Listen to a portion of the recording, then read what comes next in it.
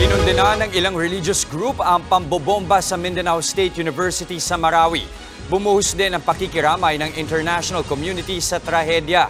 Nasa frontline ng balitang yan, si Marlene Alcaide. May sumabog dito sa emisyon, may sumabog.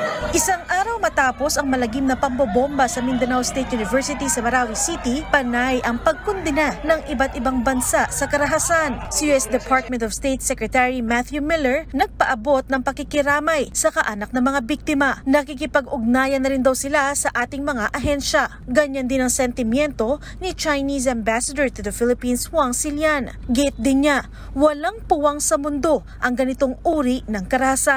Ang Israel na nasa gitna ng giyera sa Hamas, sinabing global threat ang terorismo. Kailangan nila ng pagkakaisa ng mga bansa para sa seguridad at kaligtasan ng mga tao. Ang ambassador naman ng Japan sa Pilipinas nangako na katuwang natin ng Japan sa pagkamit ng kapayapaan sa Mindanao. Si Canadian Ambassador to the Philippines David Hartman umaasang mapapanagot sa lalong madaling panahon ang mga salarin. Nakiramay din ang Australia at sinabing kasama sila ng Pilipinas sa pagtindig para sa hustisya sa mga biktima ng Marawi bombing. Sa magkahiwalay na pahayag, sa bayang kinundina ng Muslim at Catholic religious leaders ang terorismo sa gitna ng misa. Tinawag ng United Imams of the Philippines na paglabag sa lahat ng human and Islamic norms ang karahasan sa Marawi. Giit pa nila, tanging gera lang sa pagitan ng mga hukbo ang pinapayagan sa Islam at hindi ang pananakit sa mga sibilyang mga babae, bata o matatanda. Ang karahasan anilang ito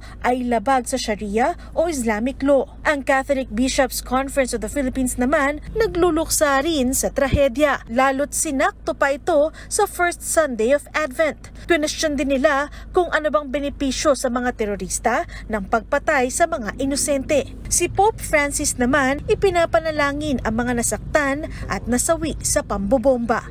Nagbabalita mula sa frontline, Marlene Alcaide, News 5. Mga kapatid, Julius Babaw po. Huwag maging huli at maging una sa lahat ng balitaan.